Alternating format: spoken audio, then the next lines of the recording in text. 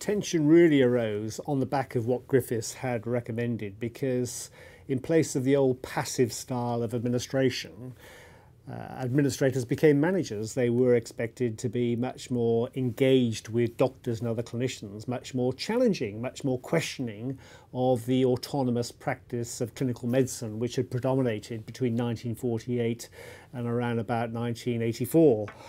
And after that, this new generation of managers saw their role quite properly as being much more interventionist, responsible for leadership, not just administration, providing a degree of direction and strategic thinking that had been lacking in the health service up until then.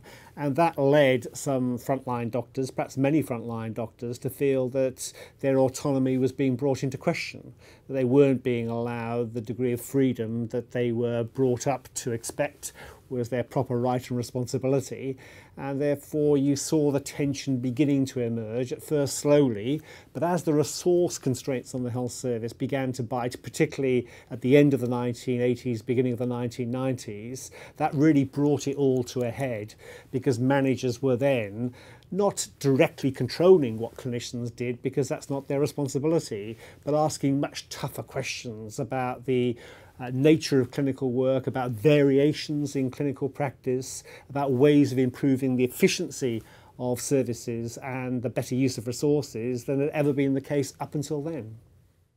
Well, I guess from my own perspective, there was always a sense of being done to. So as I roll back over the years, when I first started off in fund holding, you always had a sense that they, the health authority or the government, were doing to you. You were not involved. And there were various initiatives, fund holding one of them, when levels of enthusiasm came forward, and then it waned again. I think certainly actions we took disengaged and made it worse.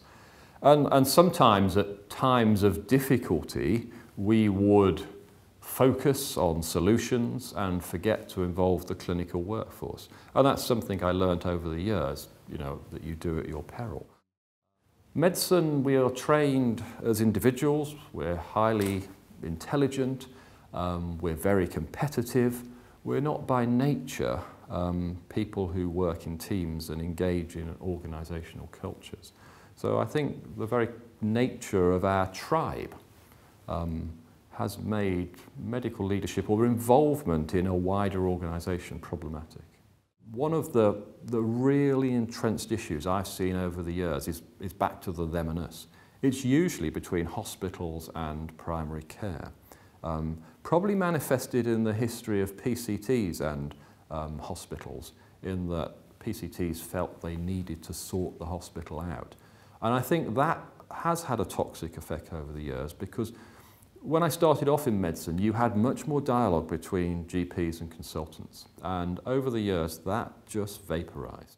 The use of national targets for things like access and quality improvement was a continuation of what Roy Griffiths had started in the 1980s. It was a continuation of the focus on much more explicit performance management of the NHS, where government at a national level was holding local managers and local medical leaders much more explicitly accountable for their stewardship of resources, for the quality of care they were providing, and for how well the NHS in each area was serving patients. And managers were feeling that pressure, even more so in many ways than doctors were, because managers were the agents of government at the front line. Targets in the last decade or so have built on that tradition of performance management and of general management, have made it much more explicit in certain key areas like waiting times, what the NHS should be delivering and offering to the public. And I would say they've played some part in increasing the disaffection of some doctors with how the health service is being run, because for many doctors, say in emergency medicine, having to respond to and meet a 4-hour target for treating patients in A&E feels very much like micromanaging their decisions, reducing their clinical discretion, not treating them as highly trained, autonomous clinicians delivering care to patients, but people who really must be scrutinised and challenged to deliver the best possible care. Understandably, that's not gone down well in some quarters. To start off by saying, here are our targets, now that's your slice of the target, you go away and do it, and our performance management, and I'll beat you up. You will disengage them. They will switch off, you'll lose your targets, and you've lost the workforce as well. I was first appointed to be a chief executive 26 years ago of a large teaching hospital, and life was quite different in those days to where we are today. We had large numbers of patients who languished in hospitals with long lengths of stay, particularly elderly patients. Technology had not developed to the extent that it has today. Financial pressures were not as great as they are today. And I think all of these changes in society, greater emphasis on quality and more rapid access to healthcare has put increasing pressure year on year on the health service. Doctors, particularly in hospitals, have been seen as clearly extremely important members of the staff of an organisation such as mine. Whether they recognise it or not, as soon as they become consultants, they automatically take on a leadership role, leading their clinical teams, leading their juniors and leading staff within their departments.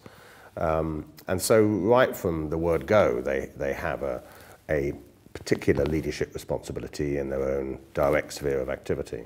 Certainly a quarter of a century ago, I don't think many people understood the importance of clinical involvement. In fact, the nature of the hospital consultant, the word says it all. 25 years ago or more, hospital consultants used to come in to consult. They weren't seen necessarily as part of the organisation.